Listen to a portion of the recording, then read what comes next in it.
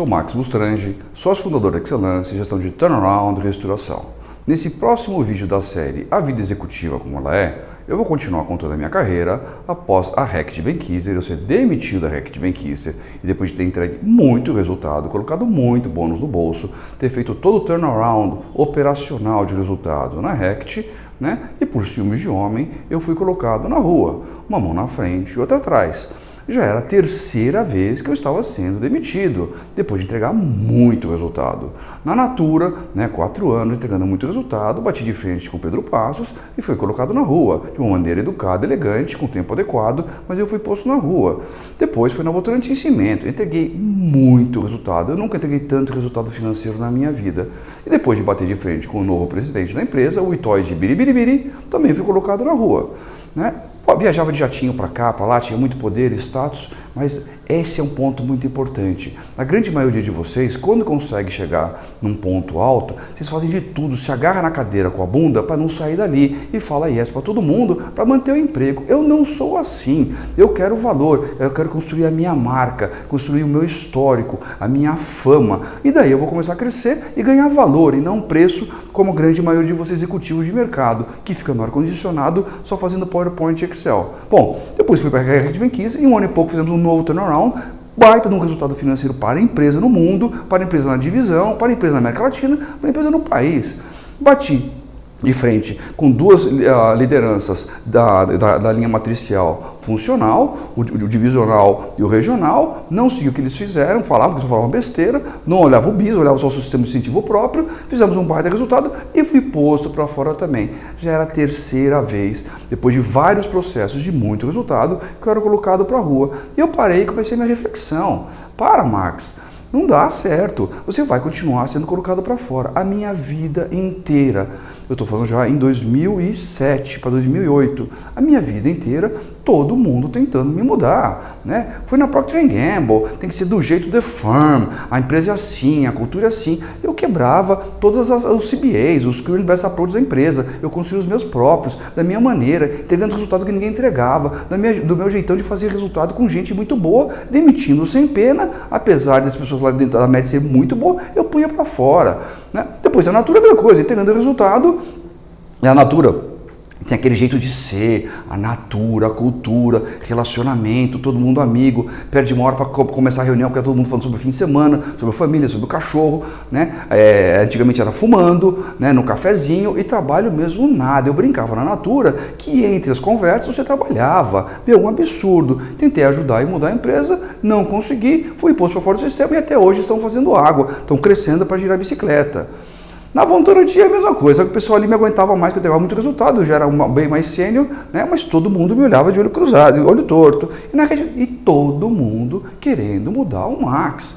Eu brinco, é que nem você fala para o Ayrton Senna, reduz a velocidade aí, não ultrapassa. Ô Pelé, para de driblar. Não dá. Você que tem um dragãozinho dentro e você sabe quem você é, o que você pode fazer, você não consegue se segurar para se moldar à cultura existente. E tem que chegar uma hora que você tem que entender. Você vai querer ser mais um, eu chamo de cabeça chata, de prego, porque é martelada na cabeça o tempo inteiro e vai ficar igual ao sistema, ou você vai querer ser você e conquistar valor. E aí você tem que ter coragem, capacidade e formação. Você tem que ter conhecimento para entregar e muita coragem, muita autoestima, porque você vai sofrer muito. Bom, cheguei nesse ponto e estava claro para mim, não adianta o que eu faça, as pessoas sempre vão querer que eu mude, sempre vão querer que eu vá para média. Eu não sou média, eu sou um cara diferenciado, eu entrego resultado. Pelo menos até então eu estava fazendo isso. E como eu já tinha feito lá entre a mudança da Natura para o Unibanco, pensado, poxa, se eu começar a mudar de indústria, pegar problemas difíceis, resolver, eu estou provando para o mercado que eu sou um cara que resolve um problem solver, um cirurgião de empresa. Naquela época já surgiu essa metáfora na minha cabeça. E já era o começo, já após REC de Benkiser, após Unibanco, após Votorantim, após REC, após Natura, eu estava mostrando que onde eu entrava eu fazia resultado. Então o sonho da Excellence estava começando a surgir de fato, mais concreto, após fatos concretos de resultado. O nome não existia ainda, mas a ideia já estava cada vez mais concretizada. Apesar de todo mundo me achar louco, porque eu tinha uns empregos em umas empresas gigantescas, ganhava super bem e batia de frente por emprego. Cara, você é louco, uma hora você vai se ferrar. Bom, a gente vê depois. Hoje em dia, quando eu chego nas empresas como Excellence, eu converso com o acionista, eu não converso com o presidente, eu não converso com o diretor, não converso com ninguém. É com acionista. E é do meu jeito. Porque geralmente as empresas, quando eu entro, elas estão ao barco afundando. Estão no meio de uma tempestade, conta de 10 metros, vento lateral e sem motor funcionando.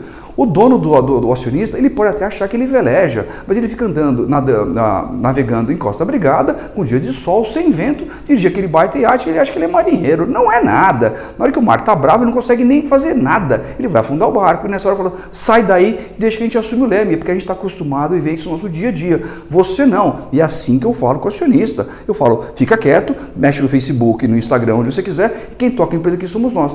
Quando a gente voltar à Costa Brigada, eu te devolvo o brinquedinho de novo. E é assim que funciona.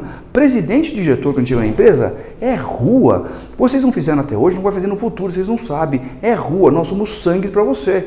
Então, hoje em dia, você que ficou no corporativismo, na amigocracia, esperando o tempo, o dia que você vê a excelência entrando na sua frente, se prepara, você vai para a rua e o desemprego vai bater, você não tem valor e a tua aposentadoria começou. Eu espero que você tenha uma boa reserva. Bom, estava muito claro para mim o que eu ia fazer. Eu ia começar a ser um agente de mudança muito forte, eu ia mudar o que fosse necessário, do ponto de vista de relacionamento, etc. Mas na minha essência eu não conseguiria mudar. O meu dragão estava formado, né? Eu já era um cara muito forte nesse sentido.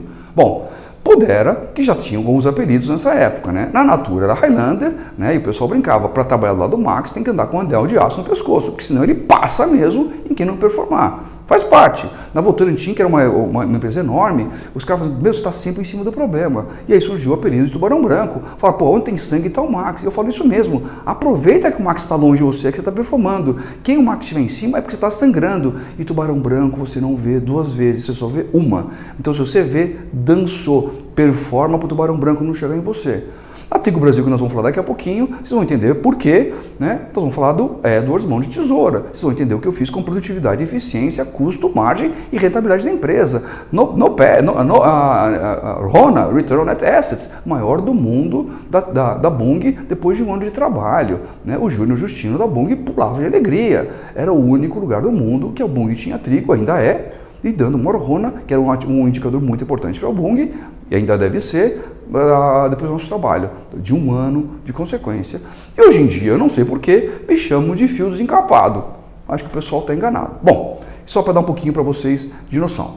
Agora nós vamos entrar em uma outra parte. Nós já estamos falando, entre Rect, Benquist e Brasil, já é o quinto, sexto desafio que eu pego. Então eu quero definir para vocês alguns conceitos. No mundo da reestruturação, as pessoas não sabem direito, existem três grandes conceitos, três grandes etapas. Né? O que a gente chama de melhoria de performance, o que a gente chama de turnaround, o que a gente chama de restauração. Existem três fases muito distintas que conceituam melhoria de performance, turnaround e restauração. Basicamente, a melhoria de performance, quando você tem uma empresa que ela está num patamar de performance financeira, resultados financeiros e operacional, e você quer melhorar o retorno dessa empresa, a rentabilidade dela, né? O EVA, o ROI da empresa. Então você quer melhorar a qualidade financeira dela. Evidentemente que isso pode ser acompanhado ou não de crescimento de faturamento, mas evidentemente uma melhora operacional muito elevada, tanto operação quanto business, para você melhorar a margem, para você melhorar o retorno sobre o seu investimento, sobre o capital investido, sobre o capital de giro. E é isso que a gente está falando. Nesse caso, quando eu falo para vocês do meu caso da Procter & Gamble, quando eu falo do meu caso da Natura, quando eu falo do meu caso do Unibanco, nós estamos falando de atuações de melhoria de performance. Então são exemplos claros de como você melhora a performance de uma empresa que não está em primeiro lugar, né, benchmark, não está fazendo água, mas você quer melhorar o padrão, o patamar de eficiência dela. No caso, que a gente chama de turnaround, e muita gente confunde, turnaround, a principal coisa dele é a mudança, é a reviravolta. Né? É uma empresa que está perdendo resultado, não obrigatoriamente fazendo prejuízo, mas com resultado financeiro, rentabilidade, lucro decrescente, EVA negativo provavelmente, e você quer fazer uma reviravolta, parar a redução de ganho, ou a perda, e fazer ela voltar a ter resultado financeiro. E geralmente isso passa por um turnaround muito forte, uma reviravolta operacional, mercadológica, produto, cliente, e vai desaguar na parte financeira. Eu chamo a área de finanças, em qualquer empresa que a gente entra, de cloaca. Ela é a cloaca do sistema. É ali que você vê o que está acontecendo. Então você vai lá ver a merda que foi feito, você vai descobrir lá para cima o que o paciente está comendo, o que hábitos que ele tem, que tem que ser eliminados, mudados, para ele começar a ter o resultado que ele espera. É um processo muito forte, você tem que fazer uma mudança no organismo, uma mudança de atitude, uma mudança de comportamento, uma mudança de hábito. Isso é um clássico turnaround, e ele, em geral, não envolve um exercício, um esforço muito grande de caixa, de precisar pegar financiamento, etc. Embora a empresa ela tenha seu endividamento. Então o endividamento não é o que classifica isso. Ela ainda consegue pagar numa boa relação a sua dívida. E aí, nesse caso, eu estou falando da Votorantim Cimentos, que estava perdendo rentabilidade, nós estamos falando da Reckitt Benckiser, né? Então, nós vamos falar da Trigo Brasil, nós vamos falar de mais um outro caso, são empresas que estavam com um resultado decrescente, não estavam ainda com um elevado problema de caixa financeiro, mas que se você não fizer alguma coisa, vai migrar para um problema de endividamento elevado, sem condição de pagar, que a gente fala da liquidez do endividamento. Tá? Então, isso é o turnaround. Quando a gente fala de reestruturação, o que caracteriza um elevado endividamento com um EBITDA insuficiente, ou seja, nós estamos falando que a dívida, especialmente a bancária, em relação ao seu EBITDA, é acima de 3. Ou seja, são 3 anos o EBITDA naquele modelo para você conseguir pagar a dívida. Como a empresa está caindo, geralmente o EBITDA vai reduzir cada ano a ano. Ou seja, essa alavancagem vai crescer, mostrando a dificuldade que você tem no tempo de pagar essa dívida. Bandeirinha vermelha no ar para os agentes financeiros. O risco de você não receber o teu principal e os juros é enorme. O cara trava as linhas, te sufoca e ele te quebra. A empresa morre por caixa, ela não morre por resultado. O resultado nós estamos falando no turnaround. Ela vai comendo, chega uma hora de caixa, entra a reestruturação. Então você tem que pegar e negociar a carência do financiamento, alongar, baratear, pegar mais linha, criar espaço no tempo para você que tenha tempo de fazer o turnaround operacional, estratégico, mercadológico e financeiro para conseguir pagar o seu endividamento e voltar à vida normal e dando EVA. Então isso basicamente caracteriza e nós vamos entrar isso para frente quando for a etapa mais excelência pura. Então, só para caracterizar para vocês entenderem. Nessa fase que eu estou discutindo os casos com vocês, nós estamos claramente numa fase de turnaround operacional. Embora, no caso da Trigo Brasil, seja questionável, né? Ele poderia até ser colocado como uma reestruturação. Porque como as empresas estavam aportando dinheiro, eu não sei de onde vinha, eu não sei quanto vinha do mercado, pode ser que elas já tivessem passado por uma reestruturação do negócio, mas eu, como estava no operacional puro, não estava percebendo isso. Então, a minha função era o turnaround operacional. Caracterizado isso, eu vou entrar um pouquinho com vocês agora na leitura. Bom, eu estava no mercado, tinha sido demitido pela Reckitt Benckiser, tinha aquele meu garden leave de 6 meses, estava ganhando meu salário normalmente, a Russell Reynolds já me conhecia, esse sim, o grande headhunter, Fátima Zorzato, Ricardo Dupan, eles estavam com esse processo em andamento, então logo eu saí, eles me chamaram para concorrer, uma vaga que vinha aberta há um tempão, a Bung queria trocar o executivo da aliança, então deixa eu explicar o que era o projeto. Chamava-se uma aliança estratégica entre a Bung e a J. Macedo, de todos os moinhos dessas duas empresas no Brasil, eram 12 moinhos, né? Farinha não anda, que nem cimento, ela tem um raio de atuação de eficiência financeira, então você tem que ter moinhos ao longo do Brasil, especialmente em cada capital, para o interior, para você conseguir abastecer e alimentar com eficiência financeira essas regiões. E o gestor que estava lá da aliança era o da Bung, a J. Macedo não queria, a Bung estava insatisfeita com os resultados, né, o Jorge, e aí foram buscar no mercado. Eu entrei no processo, vou encurtar, né, eu já era um reestruturador, já tinha essa fama, todo lugar que eu passava fazer resultado, bingo, um monte de entrevista, fui contratado, não tinha a menor dúvida. Eu já estava com o estigma de reestruturador, de um cara que traz eficiência. Eu já não era mais o cara para ser amigo de ninguém, eu era o cara ali para entrar para resolver. Então outra coisa muito clara na minha cabeça, você tem que saber quem você é. Você não pode ficar com dúvida de quem você é, tentando se agradar todo mundo no Facebook. Você tem que saber quem que você é, quem é o teu público, e atua. Os outros não gostam de você, dane-se. Você tem que ter autoestima, porque você vai ser muito atacado, muito criticado, muito maldito, mas você sabe o que está fazendo e você está entregando. Inveja de homem, inveja de incompetente, gente que não se qualificou e não se formou e fica com inveja de você. Eu falo, deixa para trás e vai para frente. Né? Você supera isso e eles não conseguem evoluir. É duro, né? Mas tem que ter um pouco de autoestima. Bom, entrei lá. O que era essa aliança? Então, essa aliança de moinhos, uma competição das duas empresas. Em 2000, 2001, as duas empresas praticamente a J. Macedo, ela é farinha, ela quase quebrou e faliu. A Bung, nessa divisão, ela acabou no mundo inteiro, continuou só no Brasil, a farinha de trigo. Né? Elas se juntaram, fizeram uma grande aliança com aquele pensamento de ganho de escala. Né? Então, a gente aumenta a escala, diminui o custo fixo e ganha rentabilidade. Mas entra um conceito, que as consultorias adoram falar. Né? Então, vamos ganhar ganho de escala, o famoso que sustenta o downsizing. Né? A gente junta tudo, ganha sinergia, ganha escala, ganha produtividade e corta, que não é necessário, que está em duplicidade e que não é o que acontece. E aí entra o conceito meu na prática, que eu falo o seguinte, esse conceito aplicado a duas empresas que estão mal, é que nem você pegar 2 sacos de merda, juntar e falar, porra, vai dar um ganho de produtividade. Não, vai ficar só com uma merda muito maior. Enquanto você não pegar, não entrar, não limpar o sistema, não aumentar a produtividade dele, não adianta nada, juntar merda não dá escala, só dá uma merda maior. É muito importante vocês, mas você fala palavrão, então não me assiste. Então não aprende, continua fazendo o que você está fazendo. Quem está aqui assistindo, ouvindo, está querendo aprender. E eu vou falar como é que é no dia a dia. Doa quem doer. Não quer, desliga. Tchau. Bom, então lá na Antigo Brasil, tive que começar a fazer análise. Era um baita de um job, 2.200 funcionários próprios na aliança, tá? Sem contar os terceiros que eu vou descobrir já já, né, que estavam sendo escondidos por questão de indicadores de incentivo da Bung, né, e outras coisas mais. Eu falei assim, como é que eu vou controlar uma coisa tão espalhada? São 12 moinhos pelo Brasil, são unidades gigantescas, mas o meu headquarter são 13. Como é que o Max sozinho, agente de mudança, vai conseguir controlar tudo isso? Eu tenho que achar uma maneira de desenvolver, de criar o autocontrole e puxar a performance num sistema pulverizado com duas culturas que se chocavam totalmente diferentes. Duas culturas muito ruins, mas com seus estilos. A J. Macedo, eu acho que até hoje, trocando diretoria e presidência a cada um ano e meio, 2, né? Eu falo que isso aí não é um erro do executivo, é um erro do acionista, ele não sabe o que ele quer, não sabe onde ele quer ir, então ele fica trocando, colocando a culpa no executivo. Não que o executivo seja bom, ele é ruim, mas o contratante que não sabe o que ele quer, não sabe quem ele quer, não sabe onde ele quer ir. Então uma falha, e aí fica essa brincadeira, fica indo para cá, fica indo para lá, fica indo para cá, e os executivos estão lá dentro, não são bobos, ficam se agarrando no saco do acionista e migrando para tentar se manter a vida. É assim que funciona. Isso acontece em muita empresa por aí no mercado.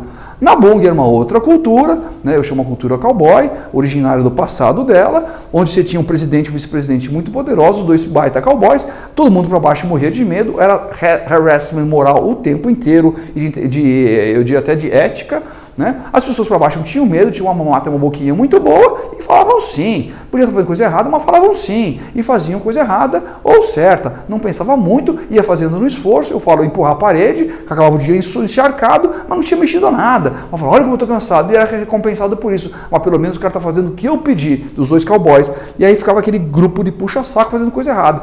E as duas culturas se combatendo. E eu ia liderar justamente a união dessas duas culturas, nesses 12 moinhos. E quando eu cheguei lá, a primeira coisa que eu vi é, quem é Trigo Brasil aqui dentro?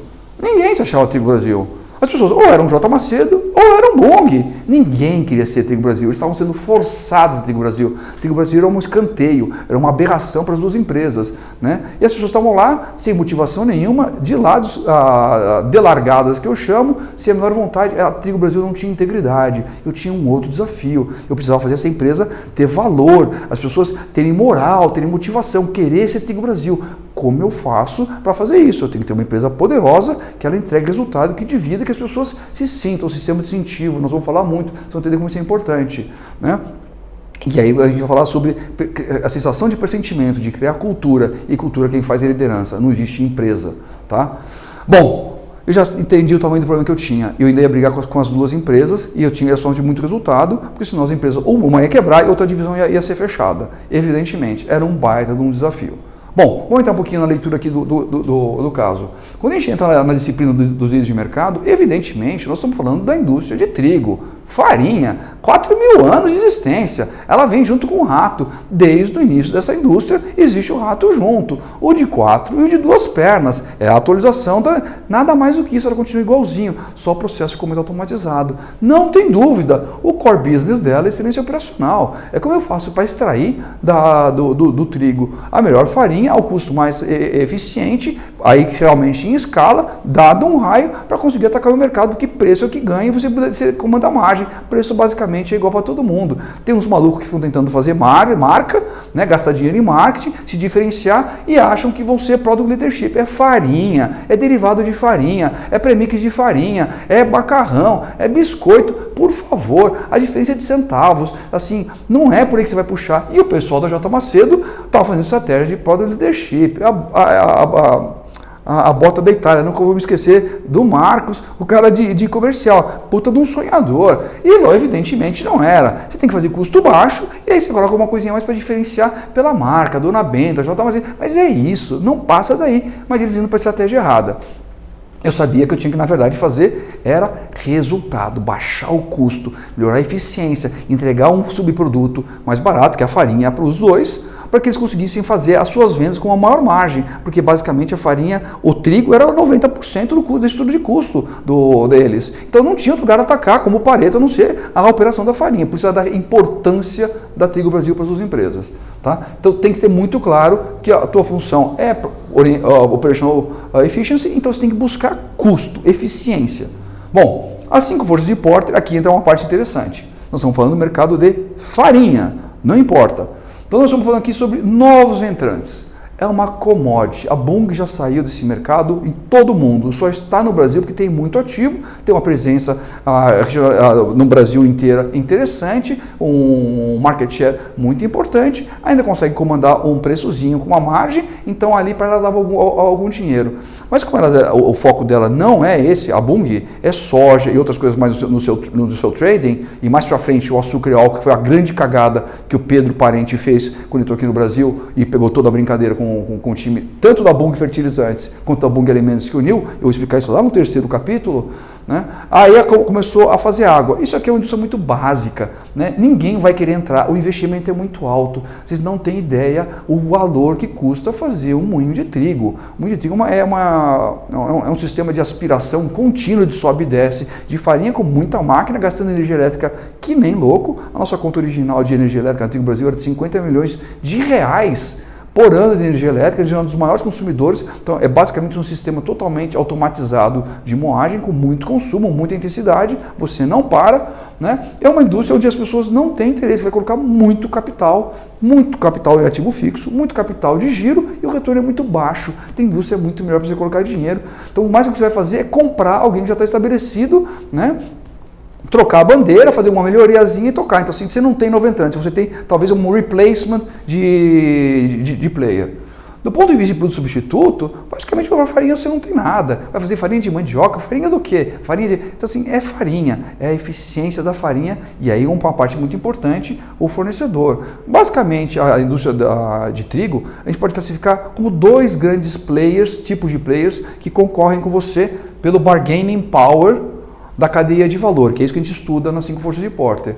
Quando a gente fala de investimento, que são os moinhos, são as grandes empresas europeias que fabricam os equipamentos e te entregam os moinhos, basicamente turnkey, inclusive com a planta do prédio, que faz parte do processo, para você compra um projeto fechado, e aí a disputa para você baixar o preço. E aí eles têm muito poder de barganha, mas é só na parte do CAPEX e depois no dia a dia nas peças de reposição e melhoria de tecnologia de processo. Mas eles têm muito poder de barganha.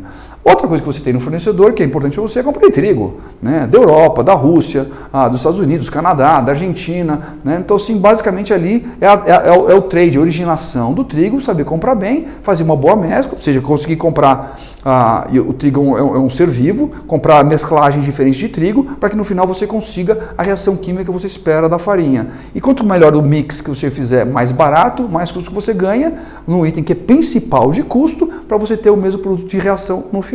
Então você ter capacidade de processo fabril, né, de mão de obra, para você conseguir extrair o máximo, na melhor qualidade, de um trigo pior. Quando eu digo pior, é mais barato, para dar uma margem melhor, isso é fundamental. Mas você tinha a questão da originação. E a gente acabou descobrindo ao longo do processo, já vou falar para vocês, que a grande sacada aqui era comprar trigo nacional, uma parte, trigo gaúcho, que é um trigo que é exportado para a África, para a ração animal. Ele é um trigo ruim, né? Tanto do ponto de vista químico, biológico, quanto do ponto de vista de qualidade. Então é exportado para a África. A gente conseguiu, com as evoluções que a gente fez no processo, começar a absorver 5%, 10%, 15% desse trigo, num blend às vezes um pouco melhor, mas a gente baixava a estrutura de custo relevantemente da farinha de trigo. Isso trouxe uma diferença competitiva, mas não foi de cara. Então aqui foi uma descoberta de como a gente ganhar bargaining power nessa brincadeira. Do ponto de vista de clientes, é muito importante para vocês. A Trigo Brasil surgiu da união de 2 empresas e foi dividida da seguinte maneira. Cada empresa comprava o seu trigo, jogava nos moinhos, e aí, como se os moinhos fossem da aliança, cada um tinha sua reserva de trigo, né, para sua finalidade. A Trigo Brasil processava da melhor maneira possível, mais eficiente, entregava e fazia o produto, ou semi-acabado, depende do caso, para os seus 2 principais clientes, que era a Bunge e a J. Macedo. No caso da Bunge, era a farinha de trigo processada, né, para grandes clientes industriais, para panificações, etc., para o B2B, basicamente. Tem um pouquinho de marca, muito pouco, mas é preço e é margem. né? E aí, como o trigo, farinha não anda, para esses grandes clientes, você fazia a precificação por região. Então a tua concorrência era local, ela não é Brasil. Então você tem que concorrer com o seu principal concorrente. Aqui em São Paulo, o principal concorrente tinha vários, mas o principal era o Moinho Paulista, em Santos, que recentemente a Bung comprou, então acaba com a concorrência, pode subir preço, o CAD não enxerga essas coisas, que quando ele vê a market share como o Brasil não é nada, mas regionalmente é um monstro, é quase 100%. Né? Em Minas Gerais a gente tinha Vilma, né? Em outros lugares a gente tinha outros concorrentes, a M. Dias Branco para cima, a Cearense, né? E aí vamos entrando nessa miríade de moinhos locais para você concorrer. No caso do J. Macedo, a J. Macedo fazia produto, B2C, para consumidor. Então é biscoito, macarrão, farinha Dona Benta, específica, saquinho pequeno de 1 kg, né? Não é coisa de 50 quilos, não é caminhão a granel, nós estamos falando de outro tipo de tamanho, é a complexidade da capilaridade para venda, então ela quer fazer marca. E aí que foi que eles erraram? Eles começaram a gastar um dinheirão para fazer product leadership, como se fosse uma Apple moída, e não era uma farinha, era um produto misturado, concorrendo com outros, e o consumidor é muito sensível a preço. Ele pode até comprar um pouco pela marca, mas não é muita coisa. E os caras pisaram no pé, fizeram uma puta estratégia errada, foram demitidos alguns anos depois. Não ia demorar muito tempo, né? Então, falando sobre clientes. O principal, então assim, você vê aqui praticamente você não tem poder no fornecedor, a não ser a compra do trigo, uma originação. Cliente, a Trigo Brasil, a Aliança, era 1/3 do mercado nacional de compra de trigo, era muito poderoso, tinha muito poder, tinha uma grande eficiência. Se trabalhasse a questão de custo, você dominava o mercado. Aqui você não tinha novo entrante, substituto não tinha nada. O grande poder da cadeia estava aqui nos players. Né? E você com 1/3 do tamanho, com poder de escala, com grandes moinhos, você tem uma eficiência operacional maior, só tinha que ter gente boa fazendo isso aqui. Então a grande dificuldade era interna. Né? E a pior dificuldade não era contra os concorrentes, não era contra o M. Dias Branco, né, que tem marca brigando com o J. Macedo, não era com os moinhos locais brigando no B2B com a Bung. A grande problema era a Bung com o J. Macedo. Apesar da aliança, né, eram culturas muito diferentes e por trás dos bastidores eles tinham muitos ciúmes um do outro e muita concorrência, um tentando passar o pé no outro. Quando eu entrei lá, era uma desconfiança, eu tinha um conselho em cima de mim, com 2 executivos da Bung e 2 do J. Macedo, né, estilos totalmente diferentes, era o conselho da aliança, eu era o cara que tocava a aliança estratégica, e você percebia aquela desconfiança no ar. Né? Na reunião era como se fosse conselho, todo mundo batendo uma mãozinha nas costas do outro, como se fosse amigo, mas não era. Um duvidava do outro, e se pudesse passar o pé no outro, passava. Né? E eu estava entrando ali nesse meio. Então, uma questão política muito complicada. Bom, eu senti muito claramente, não tinha dúvida, eu tinha que aumentar a produtividade, o ganho da eficiência operacional dessa empresa, fazer tanto o custo reduzir quanto a produtividade aumentar. E eu tinha um grande problema.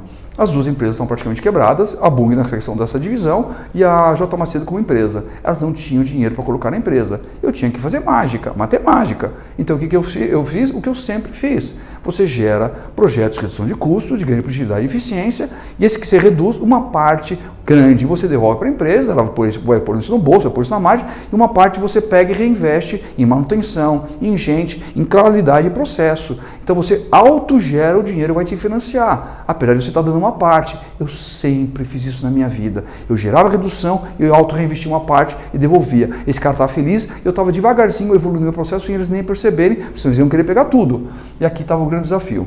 Bom, o vídeo já está ficando bastante longo, eu já expliquei bastante o que foi essa minha entrada, essa minha transição, a minha definição de agente de mudança, como é que eu sou, como é que eu penso e como é que ia ser a atuação nesse projeto da Trigo Brasil, que é o projeto que me dá mais felicidade de toda a minha vida. Foram 2.200 pessoas, só de ponto de vista direto, mas liderança em todos os lugares, tem pessoas fantásticas que trabalharam comigo, eu nunca mandei tanta gente embora, nunca paguei tanto fundo de garantia INSS na minha vida, e eu faço isso com prazer, porque eu quero mandar as pessoas para a concorrência, eu quero os bons comigo. Surgia o Águia Voa com Águia, já desde a Votorantim, mas cada vez ficando mais forte. E é isso que eu vou mostrar para vocês nos próximos 2 vídeos. Essa série vai ser uma série de 3 vídeos, uma etapa muito importante, cheia de detalhes, cheia de aprendizado, uma etapa que eu tenho uma saudade e um orgulho gigantesco. Vou mencionar o nome de muitas pessoas, vou esquecer o nome de muita gente, não que eu não tenha vocês no coração, mas às vezes eu não lembro o nome, né? Mas não tem problema. Todos vocês fizeram parte dessa grande história do hoje em dia da Excelance e do Maximus Strange. Eu quero mandar já na frente um grande abraço a todos vocês e como a gente fala por aqui, Águia Voa com Águia, sem o menor mimimi.